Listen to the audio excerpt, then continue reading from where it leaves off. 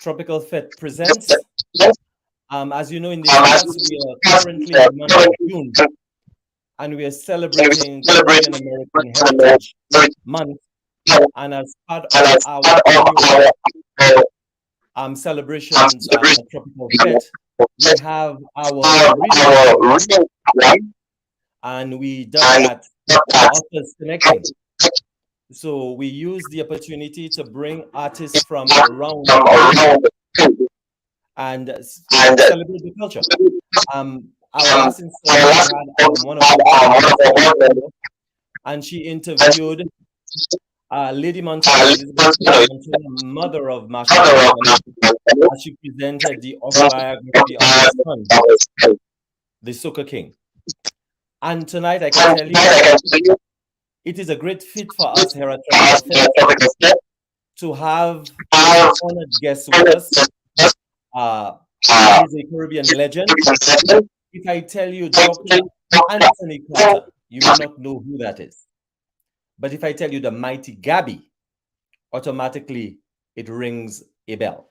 Now, prior to bringing him here, Tropicalfete, we did our research and our team did put something together. So before we start the conversation and before we get into the man himself, we have a little tidbit here which they put together for me, and I'm actually going to read it because I don't want to make an error and leave anything out. He has a lot to offer.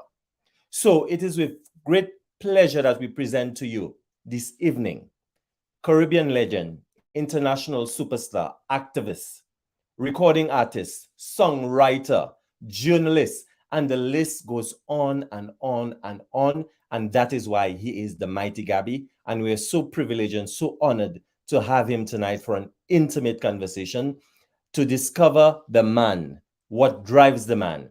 We'll discuss all his accomplishments, and we will close it off with the book, Who Gabby Think He Is.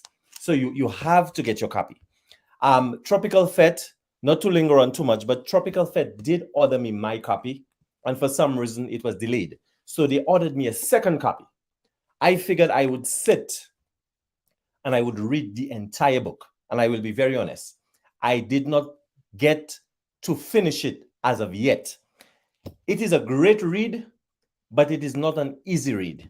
And when I say it's not an easy read, there is so much more to the man than we know, than we have been exposed to. Every page of this book presents Gabby in a light that perhaps many of us know not of. He is well accomplished. We know him on the musical scene, but there is so much more that he has done. The book is in-depth.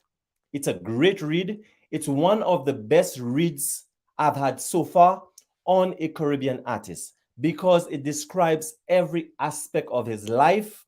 It describes his journey as an artist, as an activist, and a son of the soil of Barbados. But he may be from Barbados, but he belongs to the Caribbean. He belongs to the world. So with that, I'll read my little blurb on Dr. Carter, the Mighty Gabby. Dr. Anthony Mighty Gabby, social activist, entertainer, actor, guitarist, singer, songwriter, Calypsonian, kaisonian extraordinaire. Dr. Carter, at today's count, lives a legacy of more than 1,500 songs. If that weren't enough, this prolific artist has written 2,000 poems. And yes, Gabby is working on a multi-volume collection of poetry, so his presence here is quite timely. The impressive discography of mainly folk and calypso tunes for this Bajan iconic son of the soil includes Emmerton, Mr. Harding, Wuk Up, Riots in the Land, Dr. Cassandra, and Jack. His life is immortalized in Barbara Chase's biography, Who Gabby Think He Is, the story of the Mighty Gabby, Emmerton-bred, and internationally acclaimed. The multi-Calypso Crown winner, big-hearted practice of giving back to schools in his homeland, Barbados. But the quality. Ladies and gentlemen, we present to you the Mighty Mighty Gabby, Dr. Anthony Carter. So welcome to Tropicalfete. Thank you very much. And how are you doing this How evening? are you doing? I am well, and I am very happy to be here with you all this evening. And I just want to thank you up front and firstly because, you know, I am always humbled when people do such good things for me. I'm grateful. When you talked about the schools, and I would like to start there. Mm-hmm, I have teaching in the schools for more than 40 years, mm-hmm, primary school, primarily speaking. And of all the schools in Barbados, I think there are about seven that I have not done some kind of program in.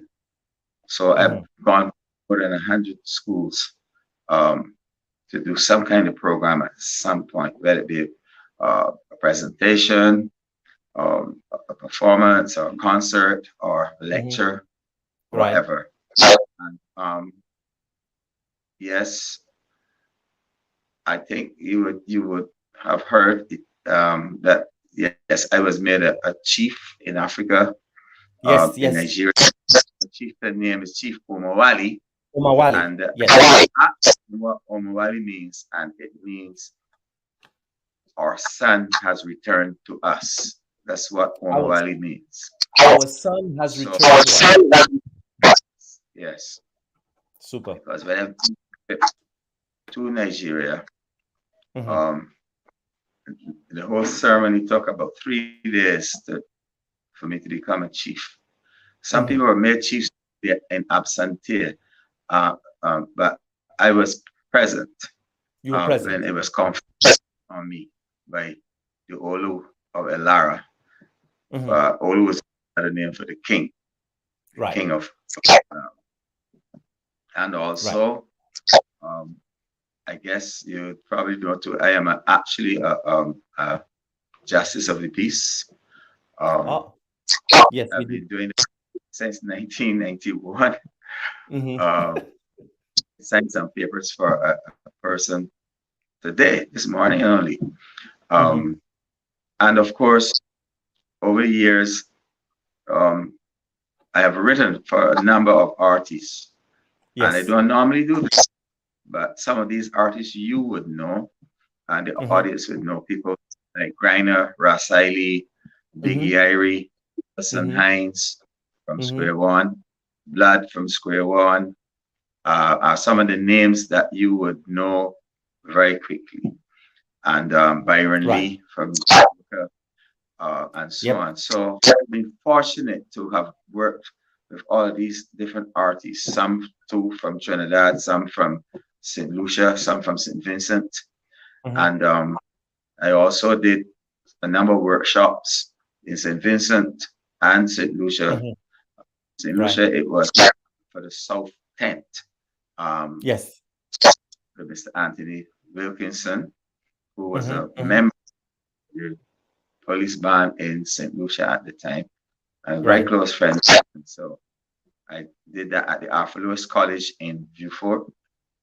And I also want people to know that my Right. father is St. Lucian. So I am a Bar The Lucian. solution. I am a Barbadian Lucian Exactly. as well. And I Exactly. love Caribbean people. I feel at home in every single Caribbean country, whether it be Jamaica, whether it be Cuba, St. Vincent, Grenada, Dominica, St. Kitts, Nevis, Anguilla, you name it. Trinidad and Tobago, Mm-hmm. you Mm-hmm. name it. Islands, Cayman Islands, Turks and Caicos Islands. And I have had the good fortune to have worked in all of these islands that I've mentioned. In fact, I worked Right. in 20 Caribbean countries. And Mm-hmm. you know, it is a real pleasure and to go and visit again. Sometimes to perform just to see friends, like Mm-hmm. Prime Minister Gonzalez of St. Vincent. He has been my friend for about Vincent. 40 years. Mm-hmm. And so, um, you know, in my travels, I was fortunate again to have traveled extensively, not just to Nigeria, but to Ghana, to South Africa, to Yes. Botswana, Mm-hmm. to China, to Mexico. The Cubans sent me to Mm-hmm. Mexico represent Cuba. I Cuba. said, but you all have such great artists. Why me? He said, well, you're the only person who has written a song for the Cuban Five. The We Cuban want Five, you to, yes. yeah, we want you to go there and perform the song. And actually, Shea Guevara's daughter will be on that same program that morning. And I met her, and it was an honor and pleasure for me to Mm-hmm. met Shea Guevara's daughter. Right. And I've been fortunate. I've been performing with U.S. ambassadors. I met with Yasser Arafat when he was alive. Mm-hmm. Um, Farrakhan, Minister U.S. Farrakhan is my very good friend, Mm-hmm. and so I'm fortunate and I'm grateful for all these opportunities. As you know, Eddie Grant is my closest friend in the world Yes. and my Yes, we do. producer, advisor. I mean, like we are inseparable. We are Mm-hmm. inseparable. Let's put it that way. And Right. Now, in my not to class, cut you off. I Now, used to run that is why I said Calypso the book. tents. Right. Go ahead. I'm sorry. Go ahead. My tent was called Battleground Calypso tents. Okay. On the road Mm-hmm. match, 9 straight.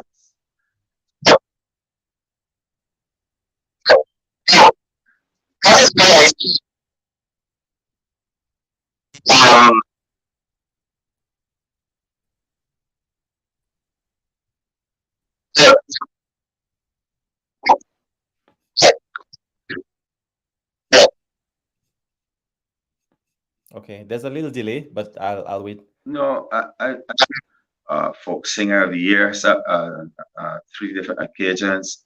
Right. The Crowns, forget it. That's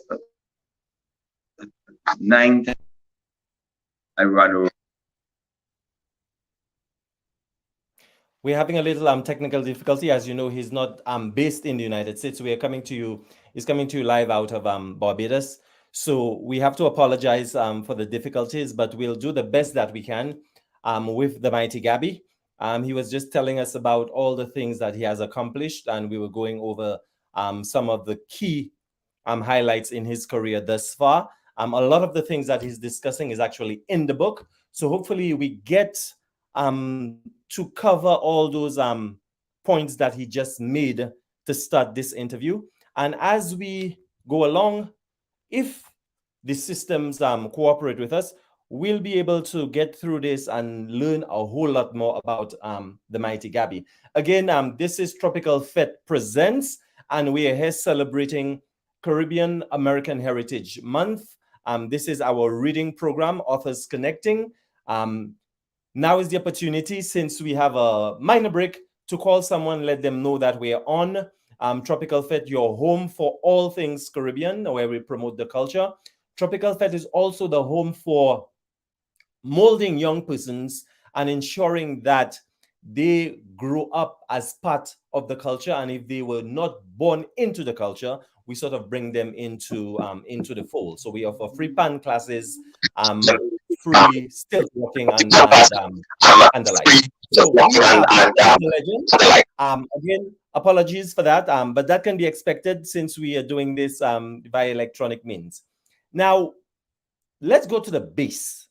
In reading the book, and I think a lot of us, I am from St. Lucia, but if you are a Gabby fan, you always got the sense that Emmerton is the base for Gabby. That's where it all started. And there's a connection to you and Emmerton, the place, I believe, where you were born. Paint us a picture of what it was like to grow up in that environment. Well, first of all, we were in the city, like how you have castries. Mm-hmm. So like Bridgetown, but Emmerton, one of the villages in the city.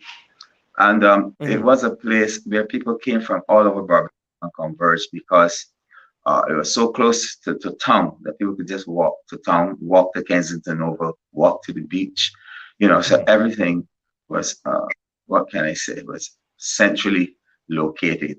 So Located. you had all kinds of in Emmerton. So you had masons, carpenters, joiners, tailors, shoemakers, people who would the hawkers are selling fruit or selling stuff that they made, like sugar cakes or things like that. So there's a hive of activity in Emmerton every single day. And apart from that, we had the Everton Sports Club just up the street from us. So a lot of our young people at the time would join Everton Club, either play table tennis or, again, they were more known for, which was soccer, football. And Everton would every year be either the champion or team or the team that's playing in the finals that were, beaten in the finals. But another famous club called who was more known for his cricket, because Empire would have produced people like Sir Frank Worrell, Charlie Griffith, and Simon Nurse, and so on. So, in that environment, and then surrounding the area, all these great artisans, but inside you would have great singers, and I wasn't one of them. I was a kid, but right. The great Jackie Opel came Jackie from Opel, there, yes. right? Chapman's Lane, Emmerton. Because we don't differentiate.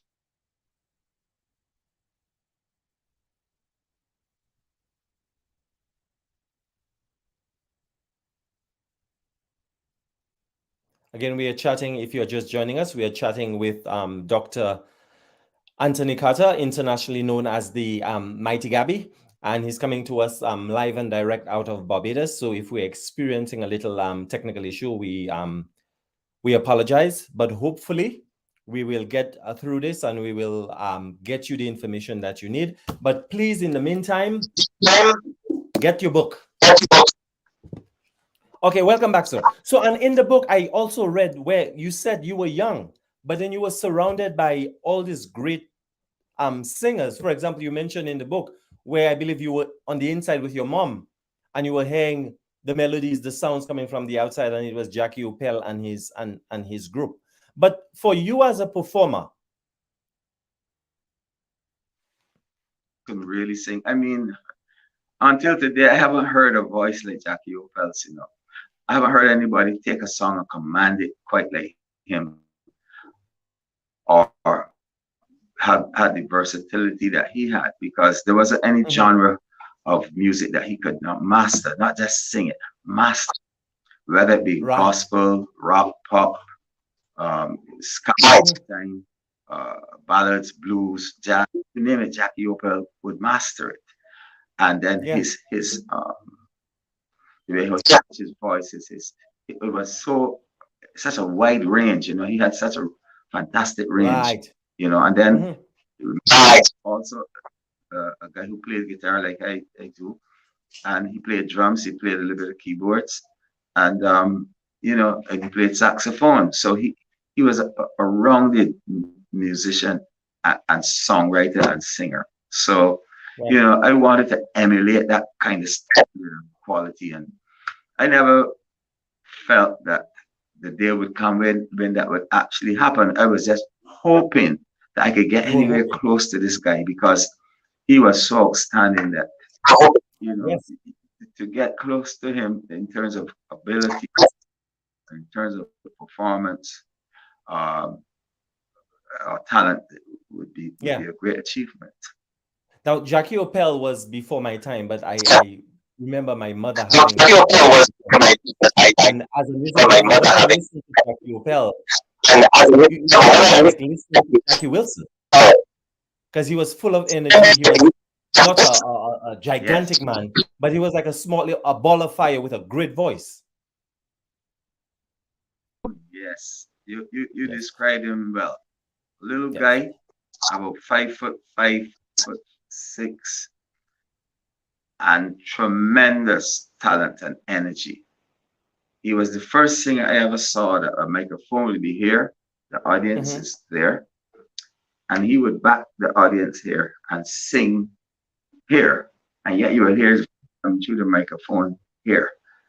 He had that kind of power, range, and oh my goodness, Yes. Now for you, I can't he imagine. was just unusual. And then he could split like James Brown and Right, pull the exactly. mic and Yes. pull it back and this and that. He was Yes. Now for you growing up, I know in the Caribbean at that time, it could not have been easy to tell your mother and your father, your mother and your father. that's what I want to do. I want to be a musician. How did that conversation go? Go down well. My mother, no, she was a midwife, Mm-hmm. so did a lot of other things. And when I was reaching that age, like 15, 16, she asked me, "What do you want to do? What do you want to do?" In Caribbean parlance means what trade, Right. what kind of vocation that you want. And I said, "I want to be a singer." And she said to me, "I didn't ask you what hobby you wanted or what hobby you preferred. I'm Mm-hmm. asking you what job, what vocation, what career, uh, earning, situation do you want to get into?" And Mm-hmm. I replied, I told her I want to be a singer. My mother said, "Get out of my face before I hit you with one of these shoes or something. Um, Mm-hmm. there's no future in singing. Mm-hmm. If you could, she said, I could successful doctors, lawyers, teachers, magistrates, carpenters, masons, joiners, accountants, you know. And if you could show me one successful singer, then I would agree with you. I would support you. And I said to her, "You're looking at the first one." And she got even more angry, right? Yes. Because it was in those days, maybe even Mm-hmm. today, to disbelieve you and don't support you on statements like that. Right. So it took many, many years for my mother to see me perform. In fact, I had to Mm-hmm. emigrate to the United States back here, not as a songwriter, but as an actor in a To New play York. called Under the Dappy Parasol. We brought it from New York to the Barbados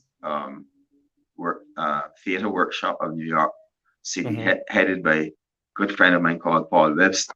He wrote Mm-hmm. and produced the play. And he asked me to do hand in something an evening. And because the main guy, he couldn't miss, like, wow, how you got that done, man? I've been trying with this guy for 3 months and all. I said, well, the character that you asked me to play is exactly coming from the belly of what my grandfather would portray. That's my grandfather right there. Right. So it So was it easy was for you. easy for me to emulate or imitate my grandfather. Your grandfather. It's easy, and yeah, if he would be hurt if he gave me the rig. I said, no, no, no, busy with my exams and everything. I didn't want to tell you that, but my God, I'm so relieved. So you know, it wasn't a situation where I got the role and he was like disappointed or angry or anything like that. He supported me. Mm-hmm. So Right. we brought him here and it did some successful runs at the Harlem Theater in New York, as well as the Billie Holiday Theater and so on, some off Broadway theaters and all that. So we were happy with the result. Mm-hmm. And I was fortunate to have written nearly all of the music for that play. So, um, you know, it's like all of that rounded me really because I felt that to be an artist is to be an artist. You don't Right. just pigeonhole yourself into being a calypsonian or pop singer or rock singer or reggae singer. Right. Just do Mm-hmm. all the genres. Do jazz, do blues, do rock, do do reggae, do calypso, do folk. And that's what I did. Hmm. And even I began then to write all these different genres that I just mentioned. Okay, that's great. Now, can you remember the in in the venue, the first performance that you had, and where was that? My first, my very Yes, first performance, very first performance where you stepped on a stage and you performed as a singer.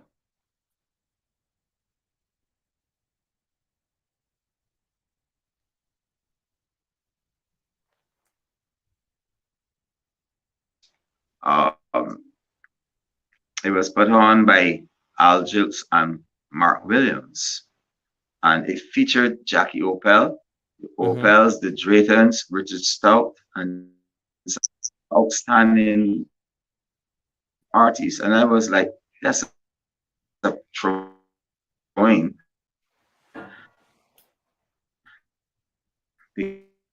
because at the rehearsals,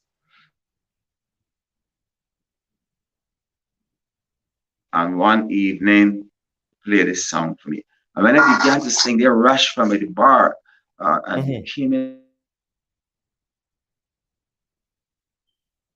You're on the show, you're on the show. And that's how I got on the show.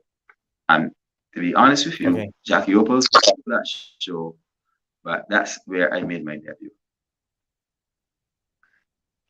Okay. And after that, that's when did you know for sure then you knew you had a bug. You wanted to be a part of the industry. But that's after that performance, did you know for sure that's it? That's what I will be doing? Without a doubt. Without a doubt. My mom sent me to do the what we used to call the GCE exams, and I did not Hmm. go once day. I went by Phil Brittle, who was the man that was doing the band to back the Calypsonians. And again, I suffered the similar experience. They didn't take me on because no one knew me. And so the focus was on like Sedon and Sugar and Hmm. Charmer and people like that, Viper, um, Griner, and so on. And then I did sing. You, Hmm. you know, you could see the difference. Phil, he said, "Are you sounding good?" and this and that. So I entered the competition. I entered two competitions that year. I entered the pop competition and the calypso, and I came third to Jake's Llewellyn Curtin, who Okay, went yes. on to be right. And Recently passed, I believe. yes, Okay. and then I went into calypso, and I came second. No, sorry, third. Romeo came second. Sudan, Romeo, and myself and Sugar tied for third. Hmm. So um, it was like, wow, that was my baptism, Hmm. and I never looked back. And But I think internationally, when we look at the Mighty Gabby, and if you speak to calypso lovers, lovers of the tent, I think you're credited with sort of changing the entire face of calypso, the calypso competition, the tent environment in Barbados. Is that so? Like when Gabby came, there was well, calypso, but when Gabby came, like something, you brought something different to the scene. And in reading the book, to I lift get the the feeling standard. that you literally changed the face of calypso. Yeah, I wanted to lift the standard. I did not know what the standard was like in Trinidad. All I knew was the results of hearing live recordings from the tents in Trinidad. But I Hmm. knew what theater was like in Broadway and things like that because I Hmm. lived in New York. So I wanted to have a standard that was good quality. Hmm. So after Calypso Enterprises had disintegrated, became defunct, um, which was like Viper, Sedon, Griner, Dragon, Serenada, those Hmm. guys, and a couple others formed this organization. And it didn't do well because at the time, Calypso didn't have a major following in Barbados. Right. And I decided, no, this thing has got to grow in Barbados. I started to work and I started to recruit all the guys I knew. And then I told myself, in order to have a real quality tent, I must write the vast majority of these songs, but do not write them as though I am singing them. See the character, listen for other works that they had done in the past, and see the style of calypso that they have, and write for them in that manner, as Right. though, I'm not a singer at all, I'm just a songwriter. So Okay. that's how I became successful. So I wrote for Lil Man, Fat Man, Griner, Pompey, and Lynette, Mighty Whitey, several other people in the tent.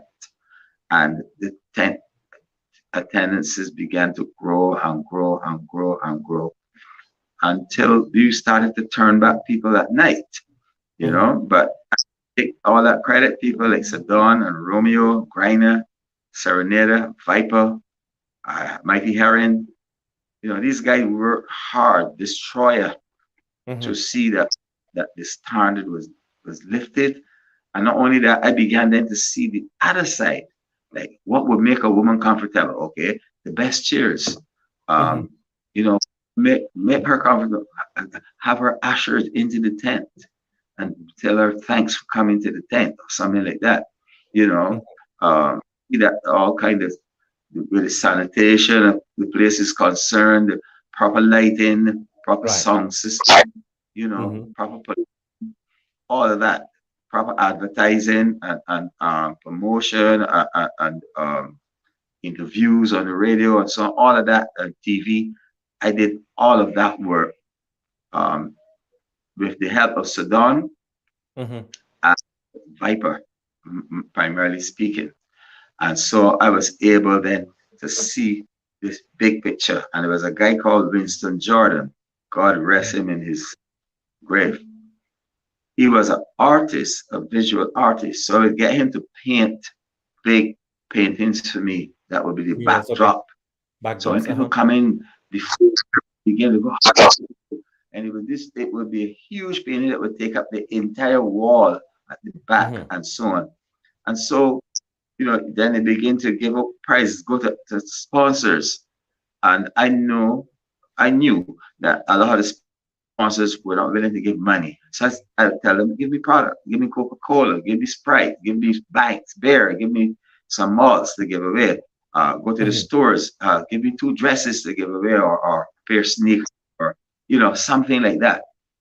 Mm-hmm. And once that began to happen, the people knew that they could come to Battleground Tent and win a prize in the night. And then it has stupid things for the reason for you to win it. Okay, anybody with odd socks or something like Mm-hmm. that. And some people actually came to the wearing odd socks. Mm-hmm. Show me a sock with a hole in it or like that. Okay, anybody that has a needle or pin on them right now and things like Right. that. So it Mm-hmm. became a thing. And so then we had then other artists like Carew, whom I wrote for as well. Then Mad, Trevor Eastman was our MC, and he was very, very good. So you didn't just get singing, you get jokes and this and that. So it made the tent extremely popular. There are other tents too, um, like Untouchables with Red Plastic Bag and Mm-hmm. you the Conquerors tent with John King and the Conquerors comedians and so on that were excellent as well. So the Mm-hmm. Calypso began just to grow in terms of our tent, but throughout the country. And people who swore that they would never go to Calypso tent were finding themselves going to the tent. And it began to grow and grow and grow to the point where now we held the Calypso finals instead of a place like the Hilton or something like that. We held it at the National Stadium. Say like how you Yes. have, your National Stadium, and it began to pull. Whereas before, Calypso fans like 5 or 6 or 800 would be considered as a crowd.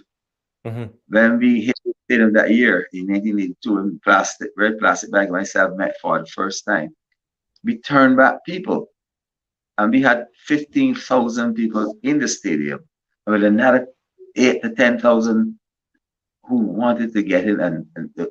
physically could not hold it, you know. Wow. And I remember years, 82, I went to St. Lucia and I had the song Jack. Jack. And Yes. when I started at Masha Stadium, the Hmm. entire stadium was rocking. It was like, I was unbelievable. I thought I was having an optical illusion because I had never seen that before.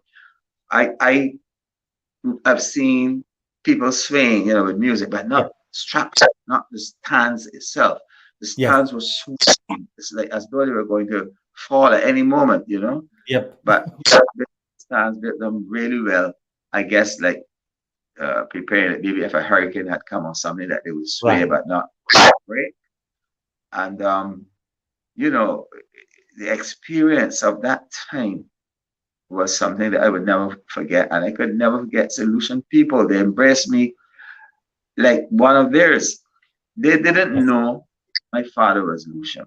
They just No, they didn't. embraced me and stuff. Right. But when they heard that my father was Lucian, you hear them, Gabby, you're half Lucian, man. Don't bury this thing, man. Just Yes. tell them you're half Lucian, man. Hmm. And it's true. So Yes. I I always felt from that moment that anytime I go to St. Lucia, that I was going to my other home, my home, not just Right. a Caribbean, a neighboring island or something. I'm talking about home. And that's how I was embraced. And my Yeah. Because. family down there is very well known as well. I have Hmm. a cousin who used to be in politics called Calix George. Oh, Calypso. And Okay. yeah, Calix is my cousin, Okay. right? And Charlie Ann Albert, she's a lawyer down there. And a lot of my family went into academics and so on. I have another cousin years before that, before your time, called Sonia George. She used to be with the Girl Guides and Scouts and all of that. She was a teacher, right? Hmm. So I have a lot of strong, strong connections to St. Lucia. To Saint Lucia, and I think Saint Lucia as well, they feel connected to you because the Gabby song, even when I was growing up, there was always a place for a Gabby song, and there's Saint Lucians. I believe their favorite song is Jack, and they've gone as far as changing some of the parts of the song, and we grew up thinking that was the lyrics, but it wasn't the lyrics. Yes, I'm sorry to interrupt you, but one Yes, day I went on a cruise in St. Lucia. We went there around there where the Piton um, yes, is. I went hmm, on this cruise, but I went almost what you could call incognito. Nobody knew except the person who invited me that right. it was me. So I'm on this cruise, very cool and all of that. And they put on Dr. Cassandra. Well, well, well. I never saw solutions behave like that. Oh yes, that's Man, an this excellent song. some of them 16, 18, 20, 21, 22, 23. And there was this riot. I mean, like they were really going crazy with this song. So I am there and I admired and all that. And one girl, young lady said to me, I really like that song. I would really like to meet that man. I heard he's a Bajan. And I said, I heard so too. So this man, he's really good. He's very good. And he had a song my mother liked called Jack. So I said, Hmm. yeah, yeah, he had that song too. So I'm just there cool and everything. So the DJ guy recognized me. He looked through, they had a glass on the boat where he was On the board. inside and he recognized me. And he said, and on the trip with us this evening is the man himself, the mighty Gabby, and this and that. So the girl said, where is he? I said, I don't know. I want to find him and do myself. But when she said, this guy came outside, he leave the record playing. I came outside and said, ladies and gentlemen, here's our man. And the girl said, you are the person? I said, yeah, yeah. She said, oh my God, I couldn't believe that. And she became my good friend over the years.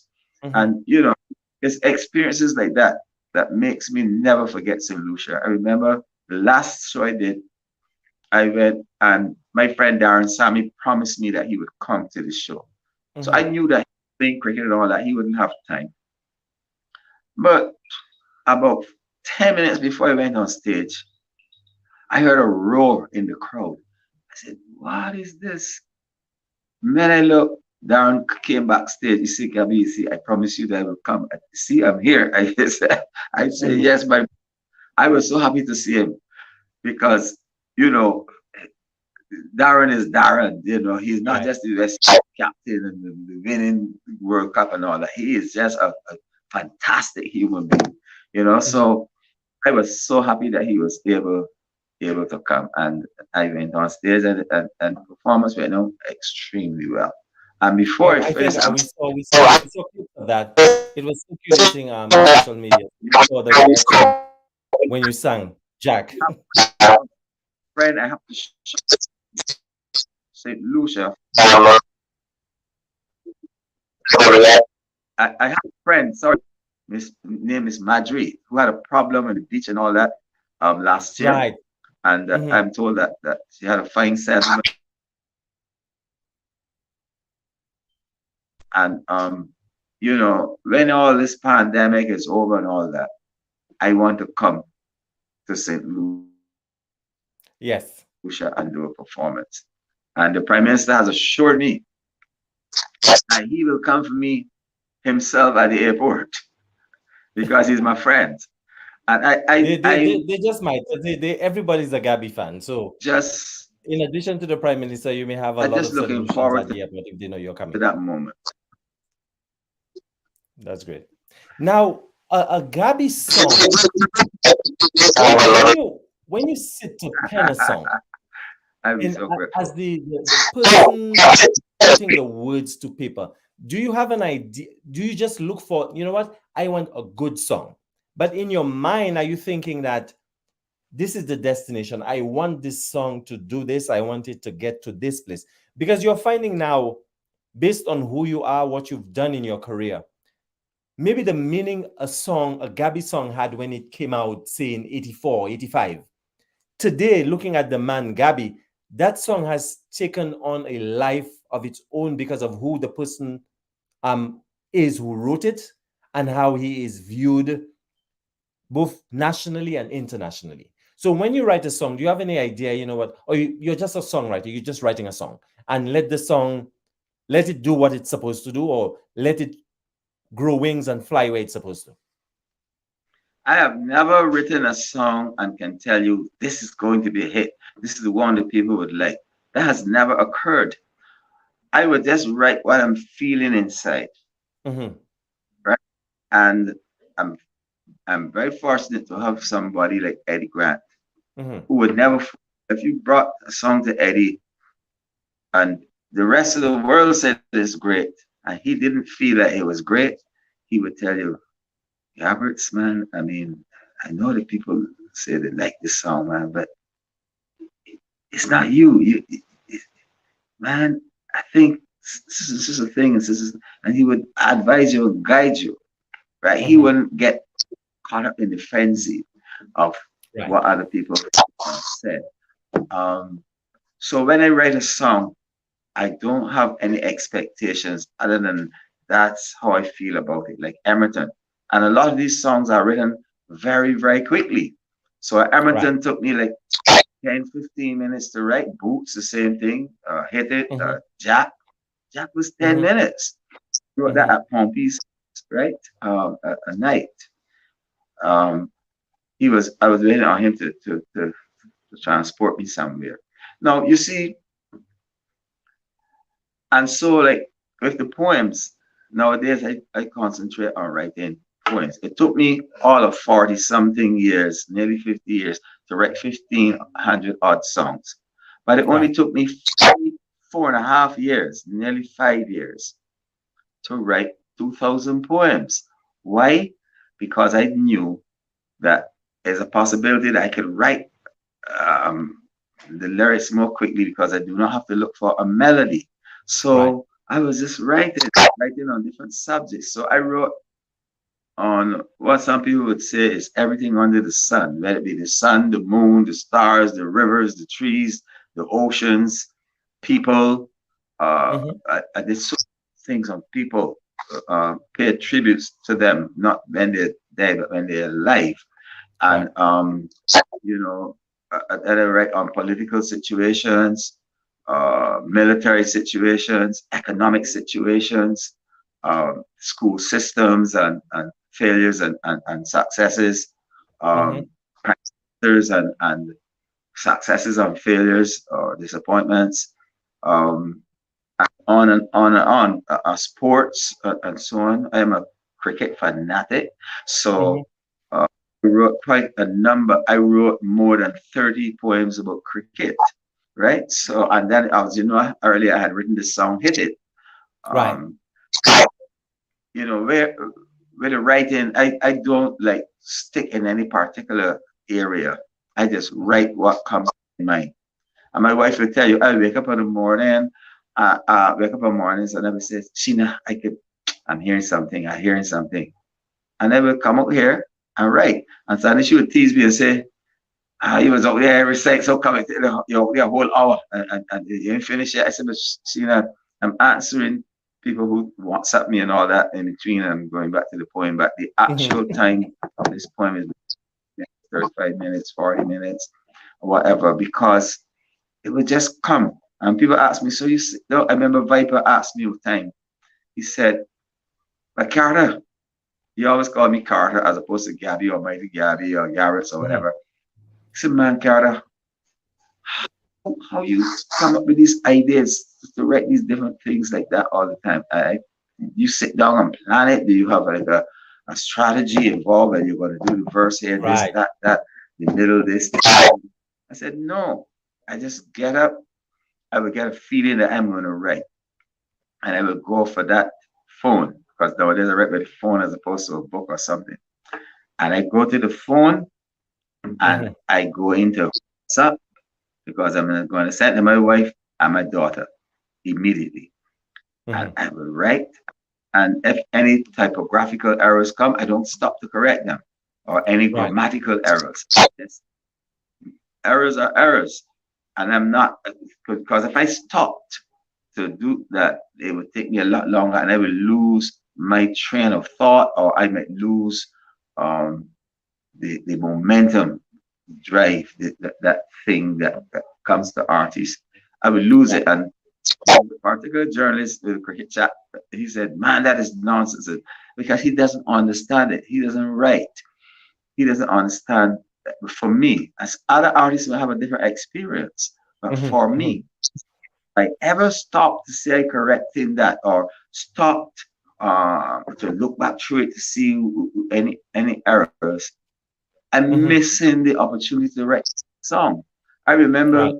Lord Kitchener and Sparrow. I talk to Sparrow every single day, right? Either talking like live how we are here now, or by Yes. WhatsApp or sending messages.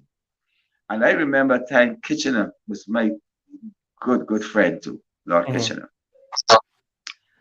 And I said, Kitch, all of these songs that you wrote, man, so brilliant. You ever did a concert with all these songs? He said, Gabby, I don't try to remember them like that. I record them and I have it for the year. I say and try to find something because if I concentrate on doing these concerts and this and that, it prohibits me from the seem as though that creativity would get It's stifled. So I don't want it to right. get stifled. Mm-hmm. So these are what I did, and I go on to the next one. But that's how I look at the poems. I wouldn't stop. I would just go on to the next one. And some days I write three, four, five, six. The most I ever wrote in one day is seven. Right. And Mm-hmm. then 3 or 4 days will pass. Mm-hmm. And I didn't do anything. People call it writer's block. I never refer to it as writer's block because I don't feel as though I'm blocked.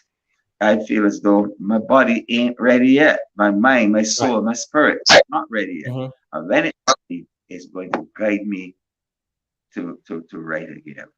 And I look at poems like how children look at language. If you and I were to go to Russia tomorrow or Ukraine, we are there, we would be struggling with the language maybe for 6 months, a year, whatever. But if we Mm-hmm. took a 3 or 4 year old child, in 3 to 4 months, that child is speaking The Um, language.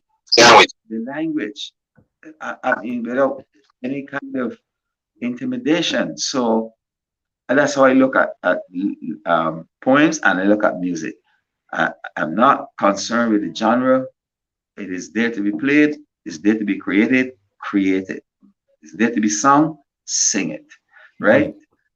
Not pigeonholed or put in any particular box to say, well, you are this or you are that. You know, I think that sometimes audiences tend to do that to artists. They would say, well, oh, she's a jazz singer or she's a pop singer, she's a reggae singer. And 9 out of 10 times that you spoke with that person, they're quite capable of singing at the highest level Level. at a genre. Yes. You know? Great.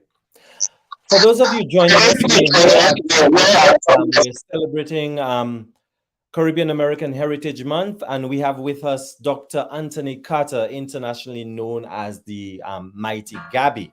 And now we are going to get into the book, Who Gabby Think He Is.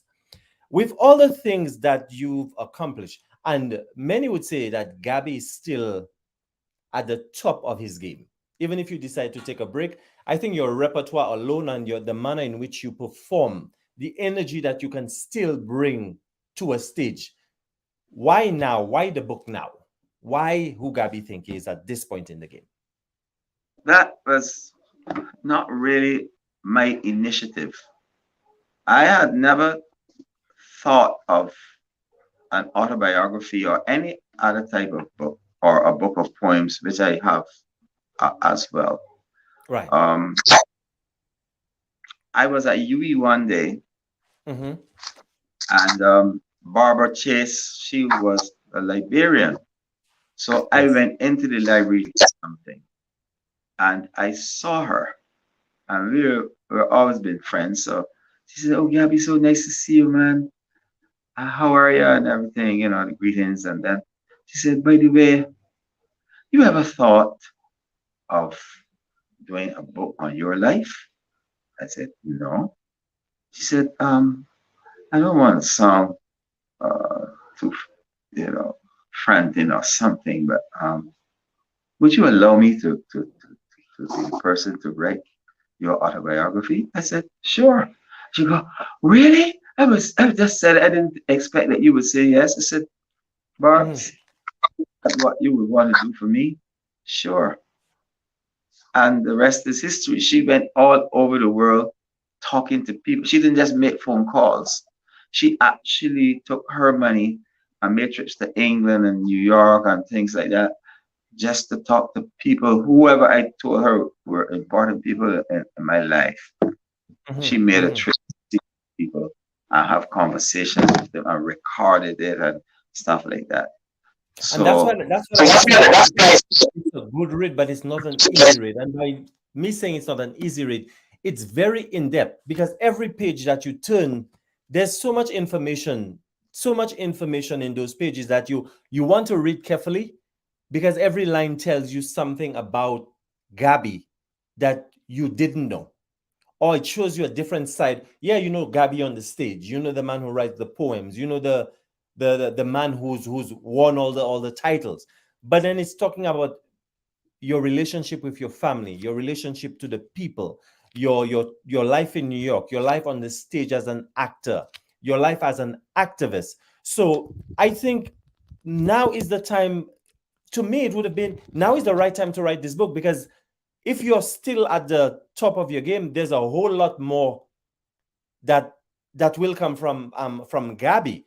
About how long did you guys work on this book? Interviewing you as a person, speaking to the family and taking the time. How long did this go? you know, um, Barb's and I sat down and it took a period of about 2 years. Okay. Um, she she is very meticulous and thorough, so Mm-hmm. she um didn't leave any stone unturned, right? Unturned. Exactly. She even said, "Man, Gabby, maybe we should write another." There's so much that I left out that I had researched. I said, "Barb's, trust you me, you you did a good job." And some things, yes, that you could have emphasized more. Maybe, especially with the life of Eddie Grant and myself, the amount of things we did together, the amount of trips we made together. I going to see him perform on his world tour. You know, the amount of times we made trips to Guyana together. I'm going to Hmm. jungle. I'm going to Hmm. islands and this and that. But overall, you did a good job. And like I think she mentioned the fact that I am Barbados' first road tennis champion. Now, road tennis is Yes. an indigenous game to Barbados, but it had like table tennis rules, but played in the street with Hmm. a Hmm. ball with the skin off, right? And now they have special balls made, Hmm. and I love that. And she probably mentioned too that um I used to swim. I love fishing and swimming, so I Hmm. used to swim long distance and all of that kind of thing. So I came from a sporting family. One of my brothers played soccer for Barbados. The other one played first division football here too. My sister was Hmm. the table tennis champion. One of my cousins was the Barbados swimming champion at the 200, the 400, the 800. Hmm. You know, was in the top two or three in the marathon, right? He also plays soccer for Notre Dame First Division and all of that. So, and he became a lawn tennis coach in New York at the YMCA. And he's the one that invented that two arm, back arm. You see people make in Right. tennis. He came up with that. And you always hear the commentators say, oh, there was a coach at the YMCA in New York that came up with that two arm, back arm. But Hmm. they'll never come to him. His name is Winston Batson. Hmm. He's but yeah, he was a great sportsman too. Very good swimmer, good water polo player. Played both for Barbados, and had cousins and stuff who boxed and swam and ran, in athletics and all that. So I came from that kind of family, right? And Hmm. fishing, we loved the sea, and so it was so natural for me to write a song Right. like Jack. I grew Mhm. up in seawater as a Yes. sound. Yeah. Yeah. Now, another great thing about the book as well is you're reading it and you're taking in the events at particular intervals in time. But it also has great footnotes and photography, pictures of you way back then. Were you responsible? Do you have those pictures at home, or she did all the research and had to discover all All those of that. pictures? She sought those people, asked them, "Do you have a picture of him then, with you and him, or with this and that?" And she got all of those pictures herself. What I would do if I remember an occasion or whatever, I would say, "You know what? I think that Leslie has a picture in New York. Hmm. Hmm. Yeah, yeah. You have his address and all that. Yeah. Well, I will go and see if I see him." And she would make the trip just to get the pictures and have a Right. conversation. Yeah. Okay. So, Now, we know Gabby, the performer, the poet, and all the great things that you accomplish. But as an artist, can you clearly identify that period in time where Gabby, the performer, started making that switch? I'm not sure if you can identify it, where Gabby, the performer, became Gabby, the activist, or was that sort of thrown on you? Or was it because of the material that you were putting out that people are automatically latched onto you because you were saying it in song, or you were saying things in songs that they themselves perhaps could not have said, but you were saying it for them? So when the time came for some figure to be militant, it was automatic that Gabby was the chosen one. And it's not only for Barbados, it's for St. Lucia as well, and other places. 5 Barbadian people that would have played integral roles in my activism. One, firstly, was Elambe Motley. His real name is Elton Motley, but he goes by the sobriquet Elambe. And He happens to be the uncle of our present Prime Minister, Myanmar. Okay, I was wondering. So, Elambe used to have a place called Yoruba Yard, Mm-hmm. Yoruba from the people in Nigeria. And he actually invited two Nigerians. One is Shola Olawoi and another guy called Niji, something. I can't remember his last name. And they taught dance and drumming. But prior to that, Elambe would have these things called Black Night on Sunday nights once a month. And we would attend them at the top of Subtle Street and that other street milk market. And they have these poets and Shelley, the guitarist and songwriter and singer, Mm-hmm. would be the person playing the music and all that. And Elambe would talk about Africa. And he Mm-hmm. would be dressed in shiki. And here I am in 1966, for heaven's sake. My ID card, I'm wearing a dashiki. So I didn't start yesterday, Mm-hmm. right? He would be telling me something that is contrary to what my teachers were teaching me because they were teaching me that black people had no history, that Mm-hmm. Africa was awkward, that Africa had no greatness.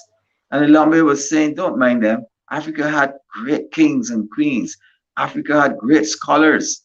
And so I Mm-hmm. began to research, and then reading the works of Kamal Brafe, George Lamin, who died just a couple of days ago. Mm-hmm. You know, so on, right?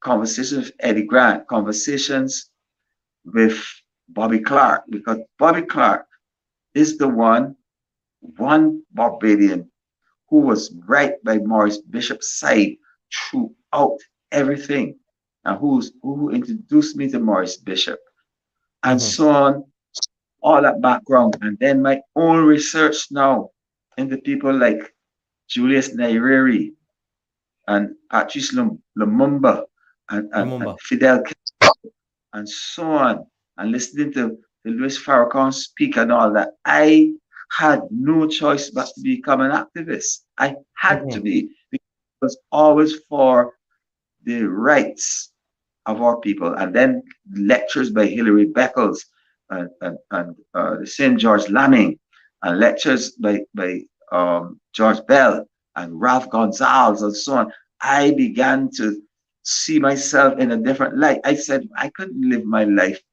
in some luxury or something like that and make a lot of money and then poor people suffering, and I cannot produce music or something that can enlighten people or what can I say, more or less give them hope, right? Right. So my activism started very, very early.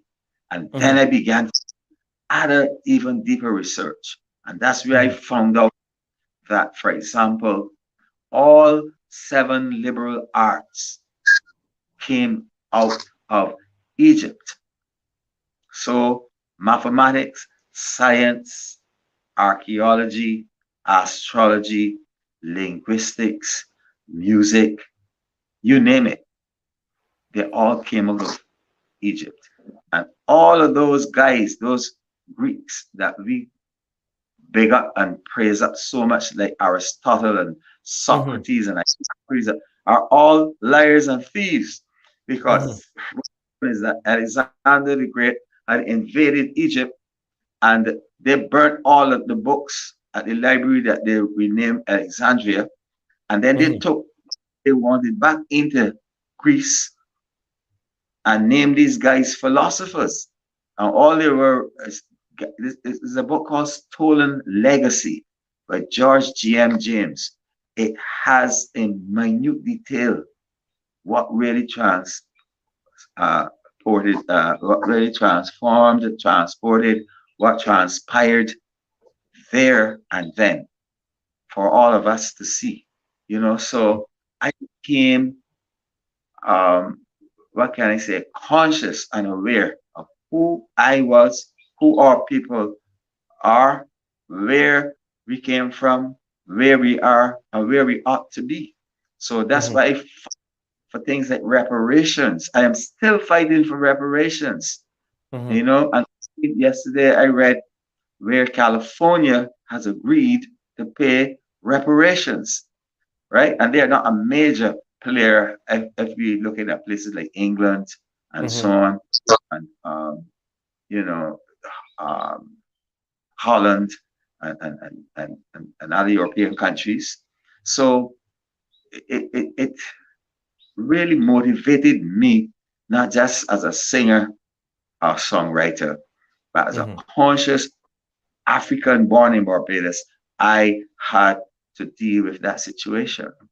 Mm-hmm. So I did all of my research to find out that that ocean we call the Atlantic Ocean is really the Ethiopian Sea. It was the Ethiopian Sea for hundreds and hundreds of years, and then the Europeans, over the last 250 years or so, changed the name to the Atlantic Ocean, right? So there's so much work that I did. Then I did research on the the Native Americans, whom they call the American Indians. They were Mm-hmm. never Indians. Because when that guy Christopher Colombo, whom we call Christopher Columbus, when he came and he saw them, he thought he had a right in India, and he said, "Look at the Indians. You see, I was right by going this route. I was able to reach India." So he thought he had reached India, when in Mm-hmm. fact he had reached South America, right? And then they decimated those people by the millions. So Mm-hmm. I can't sit and be comfortable with the fact that that occurred, because here we are in a Right. war with Russia and Ukraine, and we are so involved and we are so concerned. And in Africa itself, Yemen is being bombed, right, Mm-hmm. to pieces. And you have so many different conflicts and so on. And we are not getting ourselves involved. We watching CNN and BBC and ABC and NBC and all the other C's, and we are in sympathy. But we are with the Ukrainians. It's okay, but we're not talking about Africa. We're not talking Right. about the Palestinian people. Mm-hmm. So Mm-hmm. Yeah. it's by that's how I became an activist. Great. Being Now the thing is, it's safe to say right from the time Gabby came on the scene, you've been either as a songwriter, performer on the stage, you've always been at the top of your game. Was there ever a time where maybe you didn't feel so, but persons within the circle, part of your support system, felt that the activism may have an effect on your career as a world-renowned performer? no, I know that people like Nina Simone, Harry Belafonte, Mm-hmm. Portier, they're active too, activists. But what happened? The media don't take that side of them and publicize it like they would. Publicize They- it. Yes. So it becomes, oh, it's activists, and make it sound like it's some kind of secondary role that they're playing, Right. right? Or Right. when it's as important as the performing. Mm-hmm. So they would recognize the performance. Oh my God, performer, what a great. But they wouldn't say, oh, but Nina also stood up against Right. racism, or Harry Belafonte or Sidney Poitier refused to play certain roles, or Certain rules. Spencer, Cecily, Spencer, Tyson. um, what did you get there? Cecily Cicely Tyson. Tyson. Yeah. Yes, she refused to play certain roles that would have made her millions. Yeah. Now it's funny. It's funny you say that because if you do your research and you're looking at perhaps old photographs of the civil rights movement, all those persons that you mentioned, they were all there and many more. It's through conversation you're finding out who actually drove there, who took a bus down, and who made it their business to be there, because they look at it as it's their responsibility as persons who are influencers, as famous persons, and then you're one of the few on this side that we could say does the same thing. Their participation in marches with Martin Luther King and so on, it would have painted a totally different picture to the viewing audience Mm-hmm. when they know part here that is a great actor. is the same one who's walking with Martin Luther King, or the same Harry Belafonte, or the same Nina Simone, or the same body, because it paints a different picture. So it makes them look as though it was just some little thing they walk a couple of days, as Right. opposed to these people have made a conscious decision that they are going to go in that direction, you know. So I got lucky in that. I got a lot of press in Barbados and the Mm-hmm. Caribbean for stand up, for Mm-hmm. example, beaches. Right.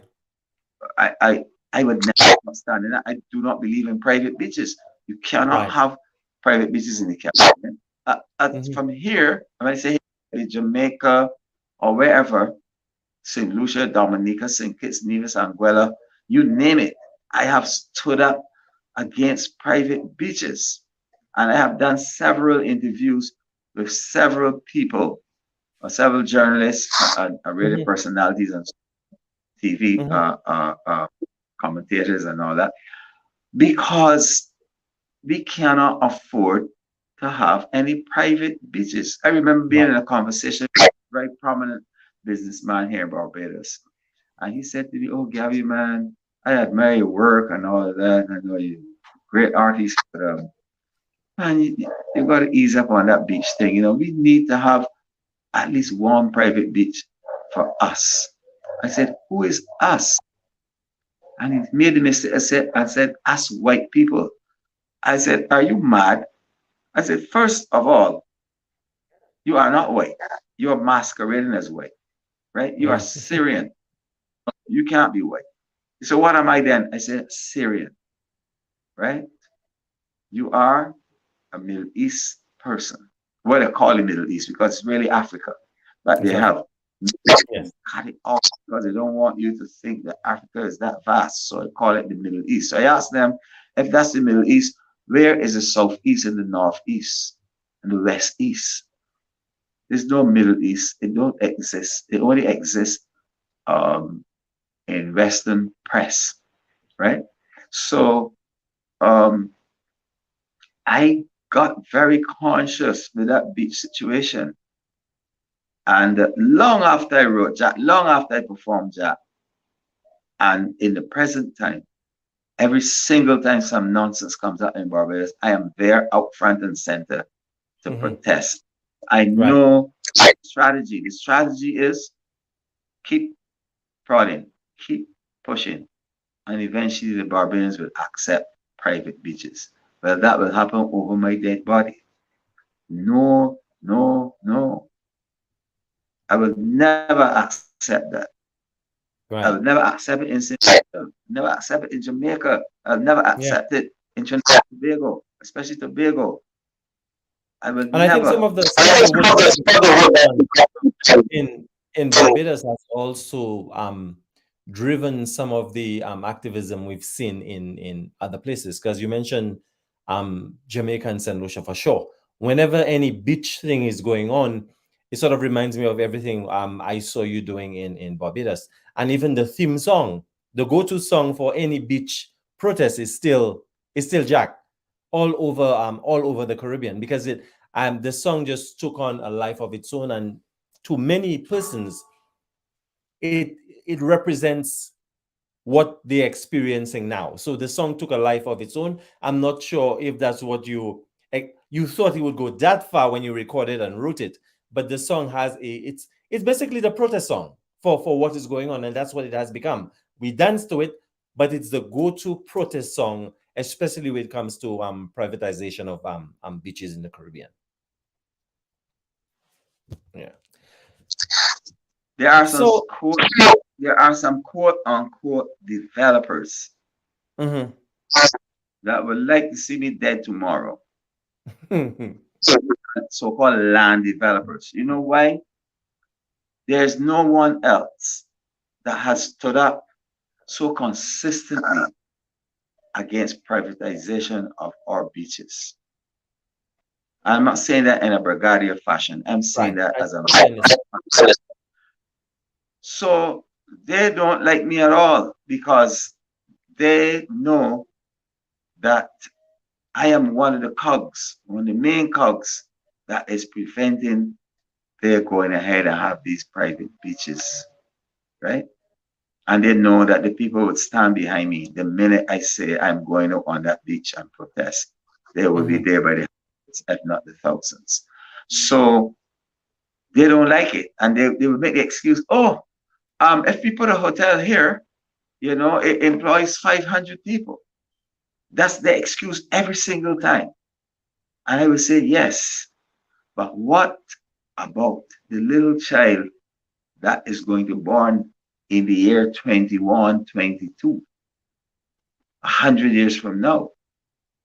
What excuse would we leave for him and his children as to why we allowed these people, these so-called developers, to come to our Caribbean and take those beaches from those children yet unborn? How could we have stood? I mean, what would they say about us? We have to stand firm against that, because that's not development.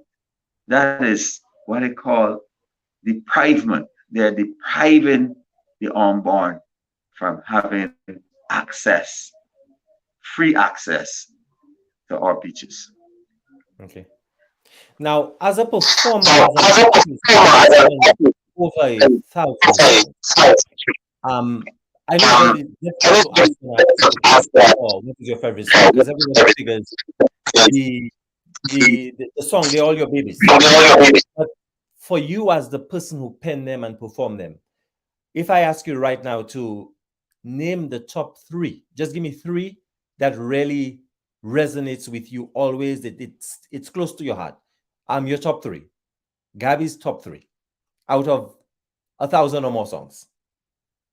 If it comes to Calypso, Mm-hmm. let's say West Indian politician, Mm-hmm.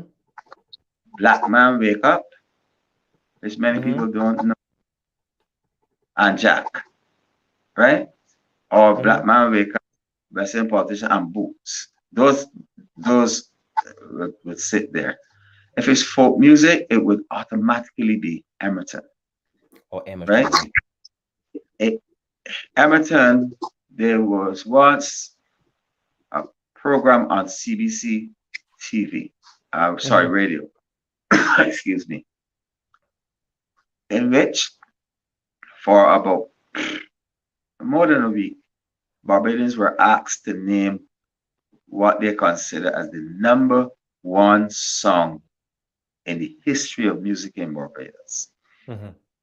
So you could pick any song from any singer.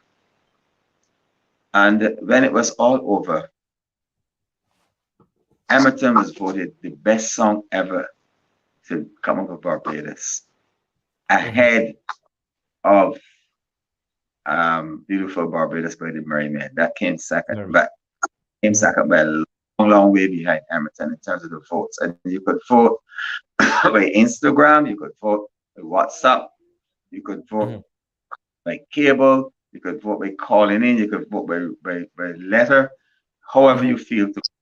And they counted all of them. And at the end of it all, Emmerton was voted best song ever in the history of music in Barbados. And I felt, humbled. Like, geez, what would my mother have said? You know, my mom had died just years before that. And I'm thinking, what would my mom have said? What my father had said if it was alive?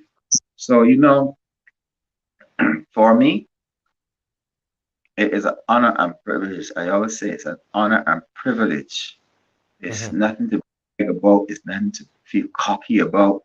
It is just something to feel privileged that people could think so highly of one of your works to have done something. You know? Yeah. So, now I see you're holding. Is it possible for us to get a few lines of Emmerton? Tell me to forget that my grandmother was born right there, so well, all right.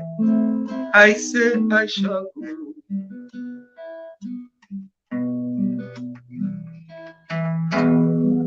tell me to forget.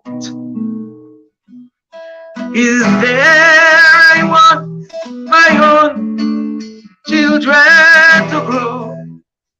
Well, alright, I say I shall go. But I hope you understand how I feel about Emmerton, my homeland, my homeland, my homeland. I hope you know it's true that I would never forgive you because look what you do to my Emmerton.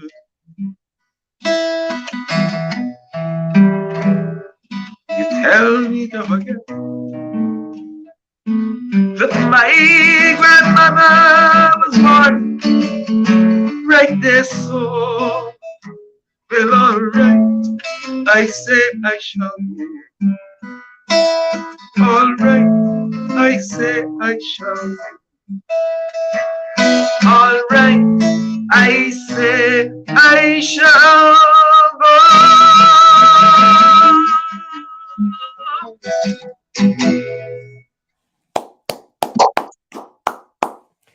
And approximately how long did it take you to write that song? 10 minutes. 10 minutes? 10 minutes a Sunday evening in the corner of this house, in the presence of cousin Hal Batson, because we were discussing the fact that we had to move, and they moved us to build a sewage plant, and it always felt that was the most silly thing I've ever heard about, because no other country I had ever heard about that had a sewage plant in the middle of town. So I was saying, like, what nonsensical decision was that? You can't have a sewage plant in the middle of town. That sewage plant should have been outside of that and let whatever sewage or whatever is from town flow to that sewage plant, and not make people who were born in town move and this and that. And then for a long time, they were not able to control the smell from the sewage plant. It used to be awful, because there were 3 types of bacteria that went into the plant that should have been 3 separate tanks or separate entities or facilities. And which was the blood from the QEH hospital, right? The human feces, and the milk plant. And those 3 bacteria do not like each other. So they start and stink up the place. But I understand today now that they do have a chemical that can control it better. But and a lot of people from the Emmerton Lakes Folly area died from cancer as a result. Those who were not moved. We had all types of cancer there, and no one ever did the researches to find out why so many people from our area who were healthy and everything until that sewage plant came died. They died from throat cancer. They died from stomach cancer. They died from all kinds of cancer, you know. And I can name so many of those people who were my friends. And so, and all of these people lived within 100 yards or less of the sewage plant. Some lived within 20 yards of the sewage plant, you know, and they all died from cancer. So, you see, the emotion that came to me that Sunday, the song wrote itself. I didn't have to write this song. This song wrote itself. And I know because then we're hearing the story behind the song. Now you say Emmerton is folk. Now out of your party repertoire, which one would you say is your biggest hit? Could have been Dr. Cassandra. Oh, Dr. Cassandra. I was feeling ill. Dr. Cassandra. But she gave me a pill. Now my whole body. She gave me one injection. I did that after me. Then she gave me something and tell me she wanna be well on right away. One injection in my midsection, I did that after me. Then she gave me something and tell me swallow fever on right away. When you're coming back, when you're coming to give me when you're coming back, Sandra, when you're coming to give me medicine. Why, doctor, I'm coming to make you she said, she said, doctor, she jumped my head, she jumped my head, she jumped my head, she jumped my head, she jumped, she said, I'm your doctor, jump, she said, I'm your doctor. How long did it take you to pen that one? About 20 minutes, 25 minutes, no more. Because it was simple, it follows and the chorus is one thing, C, F, G, back to C, C, F, G. So there's no sophistication or structure, so you can write something like that quickly. Now, as a performer, you knew what you can do on a stage. You knew what you can do when you put pen to paper. But when that hit, what year was Dr. Cassandra? 94. 94. Were you surprised that 94 that the Mighty Gabby bomb? We're in 94 and we're talking now, we're in 22, and Dr. Cassandra still rings like it came out yesterday. Eddie Grant always used to say to me, Gabbert, we are not making music for no hit today, you know. We're making music that our great-grandchildren would love and enjoy. So we put in our body, soul, mind, spirit, energy, creativity, everything into that song, into that recording. Not recording to make money today or something that we're recording that people will enjoy this song for long after we have left this earth. And it happened not just with Dr. Cassandra, with Boots, with It, with all the songs that we recorded. It was that kind of thing. I have a song called Well Done. Right? It's different. Right. It goes like, life is a stage we live on, fully engaged since we born, playing a role that we've been given by the Creator. Watches on. Sometimes it seems life is hard. You will receive only bad. Don't be afraid. Don't give up the struggle. Keep your head high. You will get by. And you will be playing your role well. You will be avoiding hell. And at the end of your days, at your setting sun, the Creator will say to you, well done, well done, well done. Act 2 will come. Be prepared. Sadness and bliss will be shared. Then suddenly things will get better. Don't be complacent. See the future. Save all you can. till you need.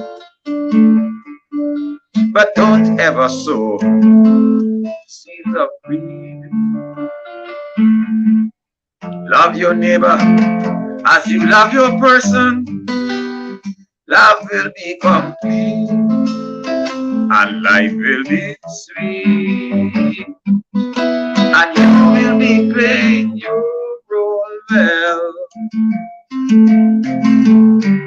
You will be avoiding hell.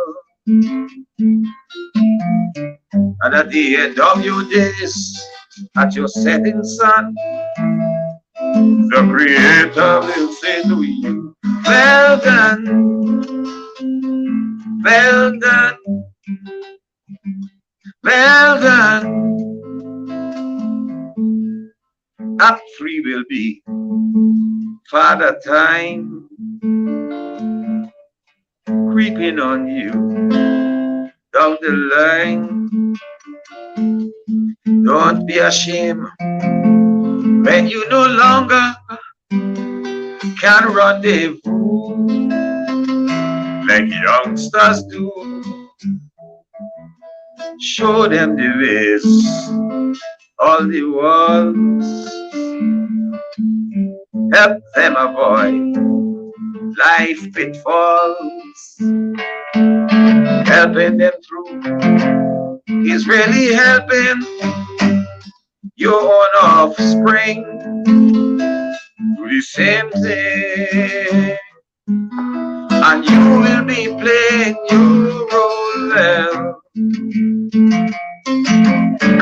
You will be avoiding hell. And at the end of your days, at your setting sun, the Creator will say to you, well done, well done, well done, well done, well done.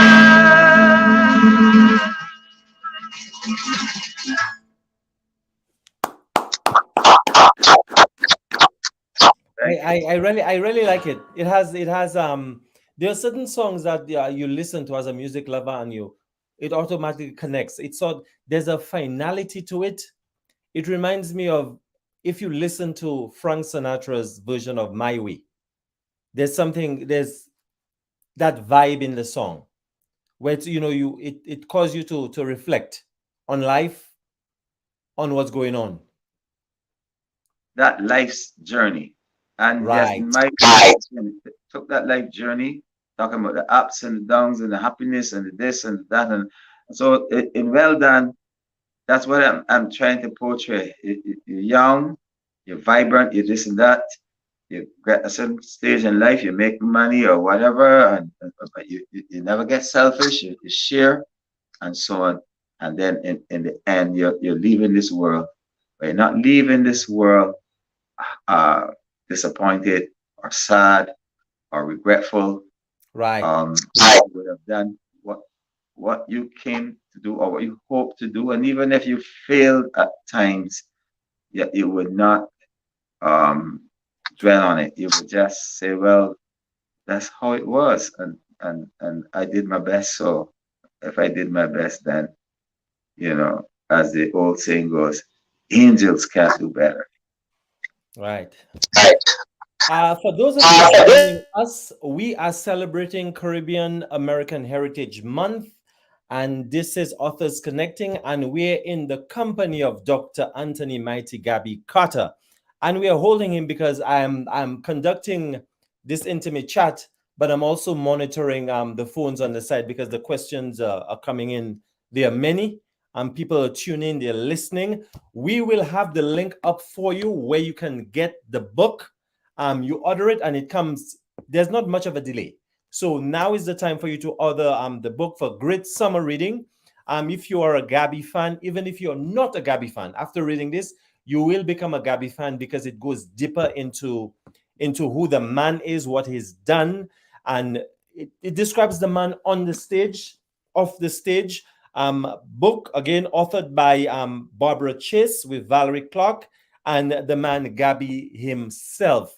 Now, Mighty Gabby, the list of things that you're doing are many.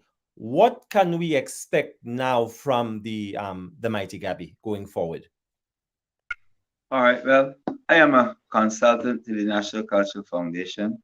Mm-hmm. I also still keep writing um, quite a bit, Mm-hmm. um, songs as well as poems. I have a young stepson, and he's already the junior Calypso monarch of Mm-hmm. Barbados. He's 11 years old now. He won it Mm-hmm. when he was about 9 years old. Mm-hmm. And we see a bright future for him. I asked Sparrow to listen to him.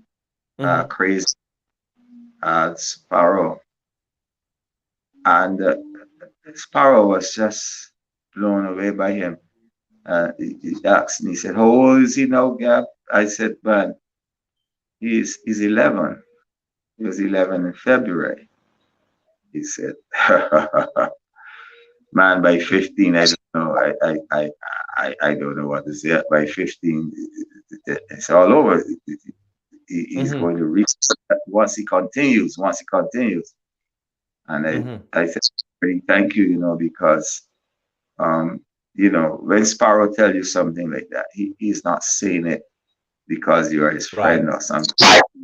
He's an honest person. He would tell you the truth, right?" Mm-hmm. Mm-hmm. I'm working with him, and you know, I continue to do stuff. As you know, I received my country's highest honor because we are no longer Mm-hmm. giving up the honor, sir. And at the time, I had the option to become sir or the other title, which is most honorable. So I opted for most honorable. My friend To Emily be knighted. Straker, he Okay. opted, yeah, for the knighthood stuff.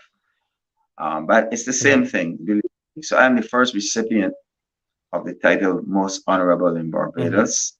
My uh, Miss Vidica, she came. Uh, she was the second recipient. She was the principal of the University of West Indies at Barbados Capefield campus, right? And then, um, so it's a long, long, long story, but I try my best to help in any way I can with any artist. It could be an artist that no coming out, or it could be an artist who's a veteran. It makes no difference to me, And not only that, I'm the kind of person who would not, in any form or fashion, um, like keep back songs. As I said, "Well, I'm not giving him that because he might beat me." I don't behave like that. I Right. remember a year I wrote 13, 13 of my songs made the semifinals. 13, Wow. right? And seven made the finals. And I Mm-hmm. won that competition. And everybody was saying that I had given away the best songs and there's no way I could win and all of that. But to me, that was Mm-hmm. neither Mm-hmm. here nor once the songs are being sung and the artists signed them. Me personally, winning meant nothing to me. I wanted that the standard and the quality of Mm-hmm. the calypso up here and not like it's Right. down here. And he wins and he wins again and he wins. I was never of that ilk. I do not believe in that nonsense. Mm-hmm. I believe in standard and Right. quality. If I can help and assist in that. I mean, I remember a night I was going in competition and a guy who eventually won the crown came by me in the morning, Adrian Clark, Mm-hmm. and he said, "Man, I get a little problem there with that little area." I said, "Adrian, sing it, sing the song." Okay. I said, "I see where the problem is. Look, this is how you phrase there. This is what you take out that line, you put that one, you this, and you emphasize on here now. You can't beat it tonight." He said, "Not even you?" I said, "Not even me. Mm-hmm. Can't beat it tonight. You go ahead and do your thing." And a man, I told him, I said, "Man, you're a real idiot. You go and help a man if they beat you." I said, You're missing the point. It's not about beating me. It's about high standard of calypso. It's not that personal. I don't know. This thing about winning and how much you win and how much you lose.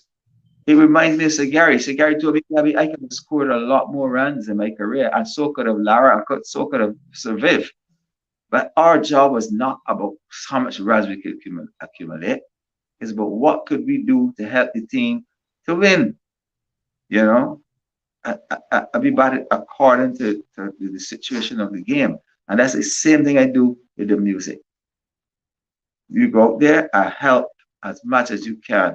Anybody, don't pick up anybody. Help any artist to improve their song, their phrasing, their timing. Help them to understand what is line, what is rhyme, what is online rhyme, melodic flow, freshness, attack, arrangement, diction, expression, all of those areas that are not necessarily on a judging sheet, but they're subcategories. So you have to know how to deal with those subcategories and embellish them and embrace them and allow that audience to get the very, very best for their money.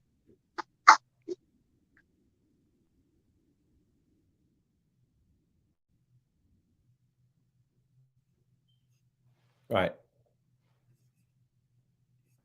Right. Now we've spoken a lot tonight. Before we sort of start to wrap it up, who are some of the persons that you listen to when you first started? And if I should go through your playlist today, who does Gabby listen to? I, first of all, when I was a boy, there was a lady called Miss Walcott, who happens to be the grandmother of our Minister of Foreign Affairs, Jerome Walcott, right?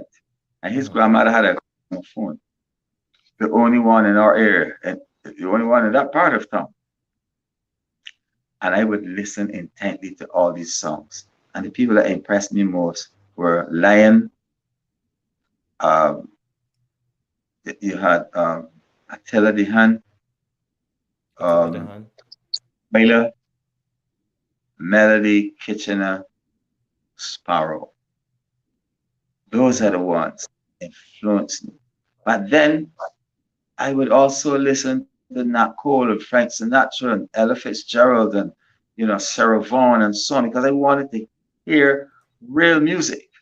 Johnny Mathis, singers, right? And James Brown, despite people say he's not, James Brown was a very good singer, but he shouted for it. But it didn't mean that he was incapable of singing and singing well. James knew what soul, and he did it, right? But he also brought conscious songs like "Say It Loud, I'm Black and I'm Proud." So Right.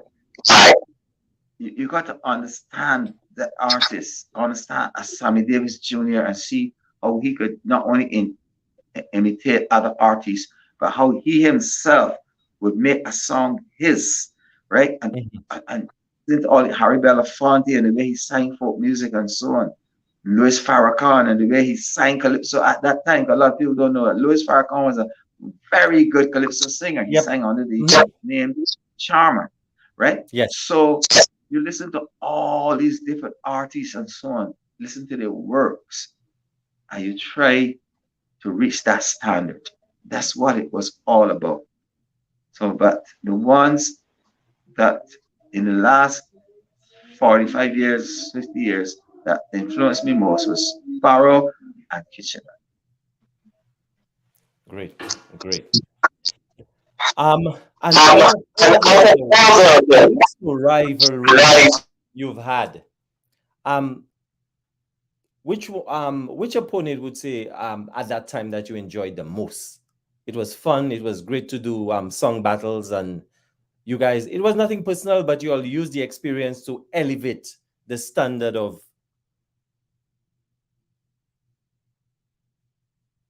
Times, but that was not the point. What the point was is that we tried to again to bring the highest standard. The only thing between us is that I would write for other artists who competing against me. Bag would write for himself, or Tony Warren in the early days wrote for him and so on. But we were always very good friends.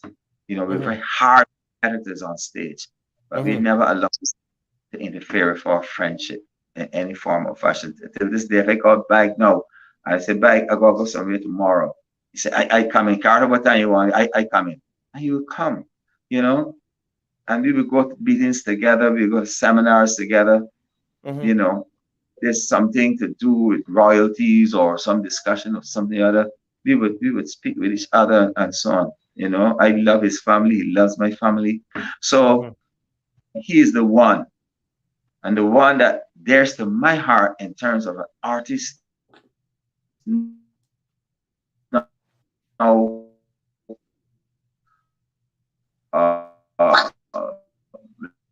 like a brother would be Griner, Uh-huh. right?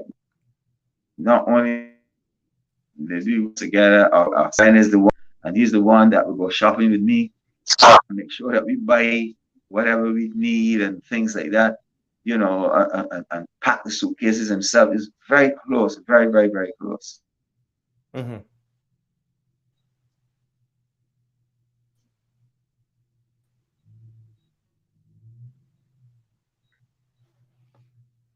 That's great. I think we have a slight delay there, but we good. So if one is in No, if you Barbados, can. where do we get the book in Barbados?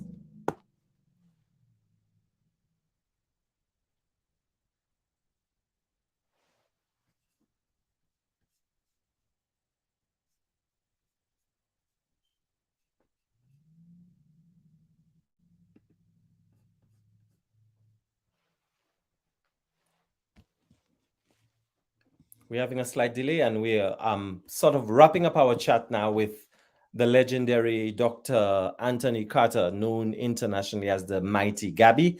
And we've been discussing with him his illustrious career along with this book entitled Who Gabby Think He Is, the story of the Mighty Gabby, with Yes, we're back, Gabby. So I was saying, in Barbados, where can we get the book? In Barbados, you get it from Mendel Calendar, Mm-hmm. but you can get it from the the book people, the big book people there. I think we have I Dot think we com have the people distance, there. so we're gonna put it up for persons on I think where summer children, the kids out of school, great That reading would be time, great your rich read well, and it's the story of one of our most renowned performers. And you get the story from the horse's mouth. You see, there's a lot of lessons in there. It's a great read, um, great footnotes, and you sort of have the opportunity to rediscover Gabby the performer, Gabby the poet, Gabby the activist, and no matter where you are, you're in St. Lucia, you love Gabby. This is the gift that you need. So in St. Lucia, like we would say, the 10 pines, the people who love the tents, this you must have this one. You must have this one. So by the next time Gabby comes to a place like St. Lucia, have your book. He could even sign it, autograph it for you. But in the meantime, we're going to put it up on tropicalfete.com. Feel free to email us. We'll provide you with the information. Actually, I'll have two copies. So one will be gifted to someone, but this one goes into my private library. Um, Gabs, before we go, anything else you want to tell the fans? Go ahead. Yes, I have another book out of only poems. Of only poems, Um, okay? it's I deliberately named it the Anthonyology as opposed to the anthology. Okay, So okay. it's the book of poems. Yeah, and I was I named it like that just to play on words. So Right, I would also like them on the Amazon to look for that book right. really because it's one. And remember, that's the first of 35 books I'm going to bring. Mm-hmm, We have 34 more to bring that mm-hmm. would cover then the 2000 odd poems, right? I Right. reached 2008, right? And Mm-hmm, I want to thank everybody though. Um, I'm gonna say not just the fans, but like governmental institutions like the Cuban government, the Venezuelan government, the Mm-hmm. New York Senate, the Boston uh, City Council, and so on. Because I got awards from all of these people, Right. and I'm eternally grateful to them. Um, you know, I don't know what to say. I never thought that in my lifetime that so much accolades would come my way because I never set out to do that. I set out to be a singer, work in Mm-hmm. the Mm-hmm. hotel, money, if I get some children to look after them well, and my wife or whatever, but not this world fame thing. And this that was far, far, far from my mind. But the fans are the ones Mm-hmm. that did it, and I have to thank them, thank Eddie Grant over and over and over. Thank my wife, thank my children, Mm-hmm. especially my daughter Julie. She is the one that documents everything. Mm-hmm. Thank the University of West Indies for conferring on me the doctorate and The the doctor. government of Barbados, most honorable. Um, my goodness. Thank David Comington for always staying with me. He is now the Barbados ambassador CARICOM, Mm-hmm. and he is a social activist too. He has the Clement Paint Center with the Clement Paint movement, Mm-hmm. and people like him, Bobby Clark, and a few more of us who rallied to make Bossa a hero in Barbados, and he's now recognized as a national hero as well as Clement Pain. And when we started out, people didn't believe that this could be achieved. They were saying, y'all are just blowing hot air, that will never Mm-hmm. happen. And now they're up there with Earl Barrow and Grantley Adams and all the other national heroes. Mm-hmm. So, my work continues until God says it has to stop. Mm-hmm. And I love, love, love children, not just Barbadian children or just my own children, children everywhere in the world, but Mm-hmm. especially Caribbean children. Caribbean You children. know, just love them because I know that they are our future. And once we guide them right, the Caribbean has a bright future. Right. Any plans maybe in the future to bring some of the poems to the stage on your part? Is that something you've thought about? You know, that you should ask George Lamin passed, I said yesterday or day before. And my friend Big Gary, he's doing a lecture tomorrow Mm-hmm. at, talking about George Lamin at the George Lamin School. Mm-hmm. And tonight I will send the lyrics to one of the songs that I Mm-hmm. that I wrote. But poems, I sorry that I didn't get my phone when I was talking to you so that I could look quickly and see one of them and read one of them for you. It's probably still possible if you could give me 1 second. Of course. Please take your Excuse time. me. Any of those joining us, we are privileged to have with us celebrating Caribbean American Heritage Month, Dr. Anthony Carter, and you know him as the Mighty Gabby. We've been discussing the book, his illustrious career, his activism, how the world sees him, how we see him, and definitely please support him by getting this book. Please support him. He's a great artist. He's given us a lot, not only Barbados, but the world, the Caribbean. So this is our chance to basically show Gabby how much we appreciate him and how much we love his body of work. So let's not wait until he's gone to give him his flowers. Let's give it to him now. And this is a great start. Who Gabby thinks he is, the story of the mighty Gabby, penned by Barbara Chase with Valerie Clark and Anthony Carter, the mighty Gabby himself. This is tropicalfete.com. This is Tropicalfete, the home of Caribbean culture. Please check us out. If you'd like to volunteer with us, please go to the page at tropicalfete.com. You have young persons, you want to have them immersed in the culture.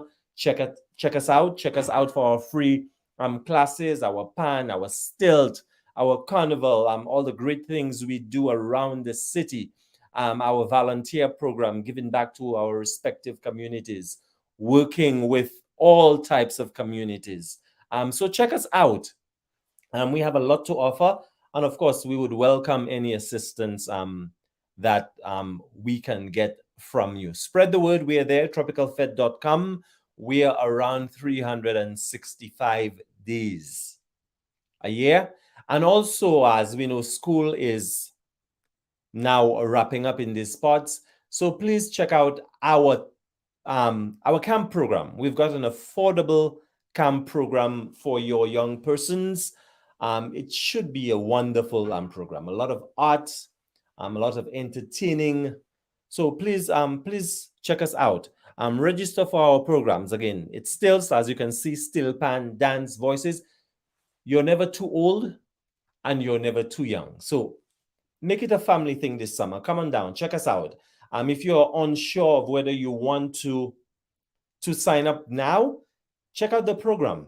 Just go ahead and sit in, listen, do a trial, and please feel free to join. And the great thing about Tropical Fete, the icing on the cake, every program that we offer is basically free.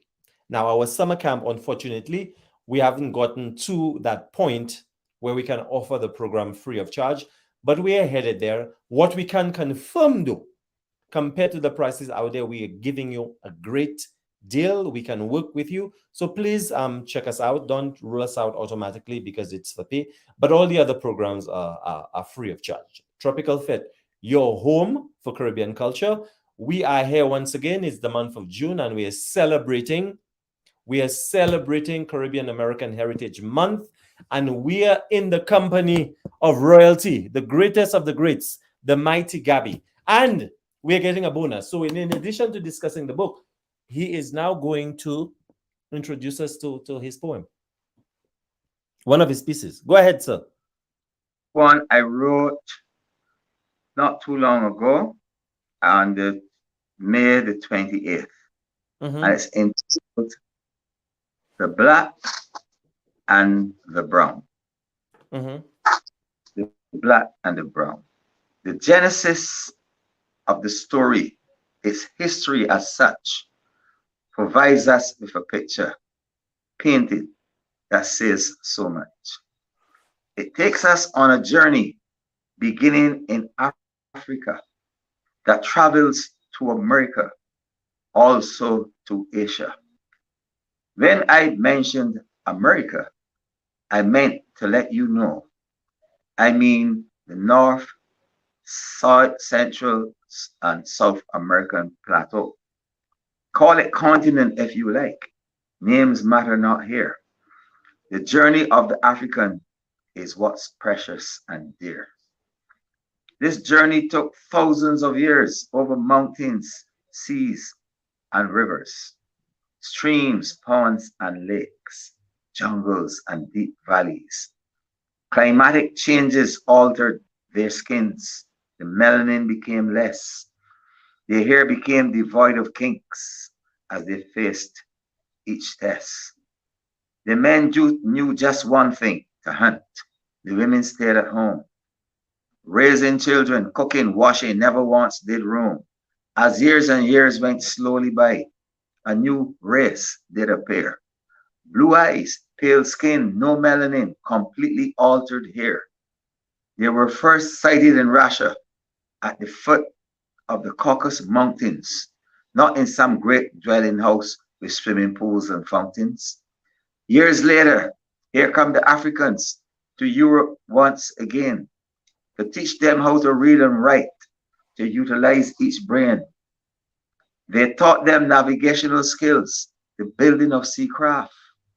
That is where racism took its first horrific bath. These newly educated folks fought wars on horses' backs. Local conflicts with swords and sticks featured in the attacks.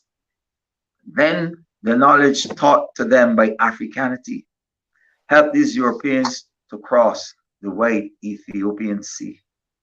You know that same sea today through miseducation, not as the Ethiopian Sea, but the Atlantic Ocean. Instead of going there to help their cousins of long ago, these Caucasians, now known as whites, dealt Africans a heavy blow.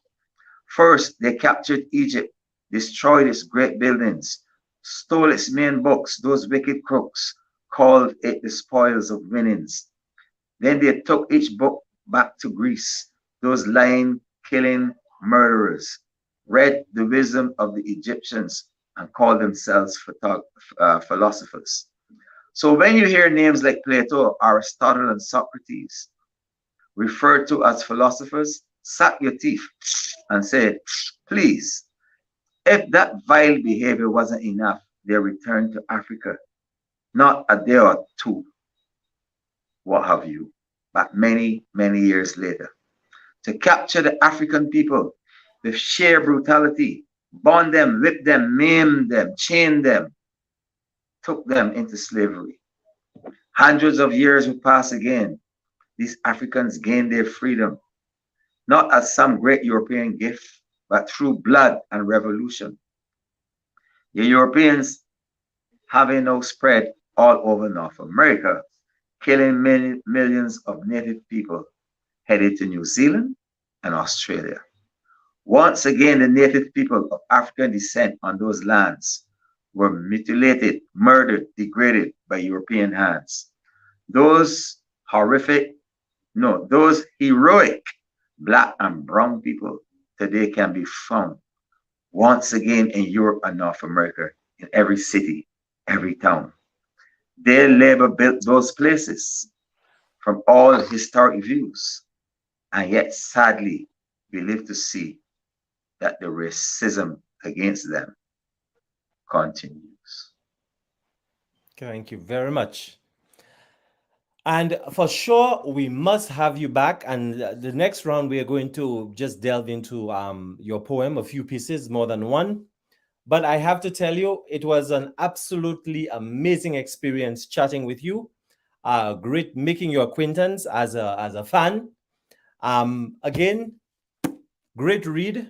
It was great reading this book, and I'm looking forward to finally filling the last few pages and learning more about the Mighty Gabby. It has been an absolute pleasure again having you on Tropical Fete.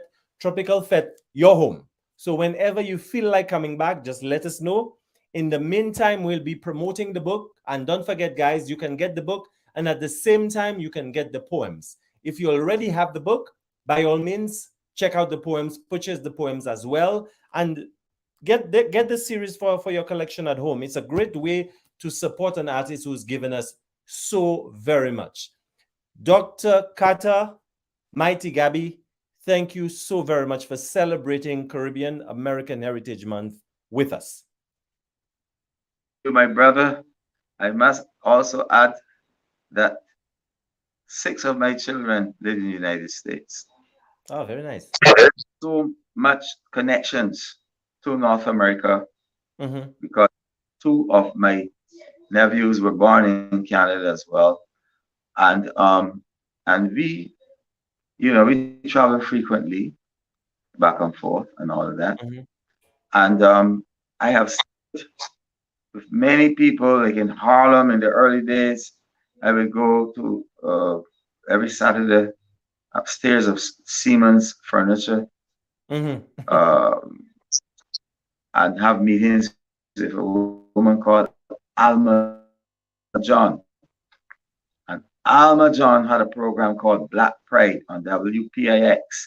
And that also Mm-hmm. motivated me to do more research on African people and slavery and the whole thing. So, I have to be grateful to Alma John. I don't know if any of her relatives are alive. I just want to thank her. I understand she had passed away some time ago, but I'm grateful, period, to all those in America. And when I say America, I do not mean just the United States of America, but Right. Mexico, Mm-hmm. of course, America, Central America, Latin America, like Colombia, um, Costa Rica. I received the highest award for Black people in Costa Rica. Um, you know, I can't explain it. Here I was, a man singing in English, and most of the Costa Ricans were speaking Spanish, and yet they Mm-hmm. embraced me and my music. So, The you song. know, I am a Caribbean person. A heart will always be, and I want to thank St. Lucia for being there with me and for me all through this journey. Thank you. Thank you very much. Again, we've been chatting with the mighty Gabby. Thank you very much, sir. You've always got a home here, and be well. And we look forward to supporting you like we've always done. And I think the great thing about this book is that in case you didn't know, now you know how much you are revered and how much you are valued by the international community for all that you've given to us. So, again, this is continuing in the many gifts that you've given us. This to us is an additional gift because we are learning intimate things about the mighty Gabby. Again, guys, this has been tropicalfete.com. Check us out, and please support the legend by purchasing the book. If you already have the book, look for the poems and all the information you need in case you missed it. We are going to put this link for the interview on our page, along with all the necessary details on how to purchase the book. The easiest way right now, and if you want it in a jiffy, Amazon. Go purchase the book, tell folks about it. If you're able to buy more than one copy, give somebody a copy. But it's a great read and it's a great way to support the mighty Gabby. Again, so thank you very much and be well.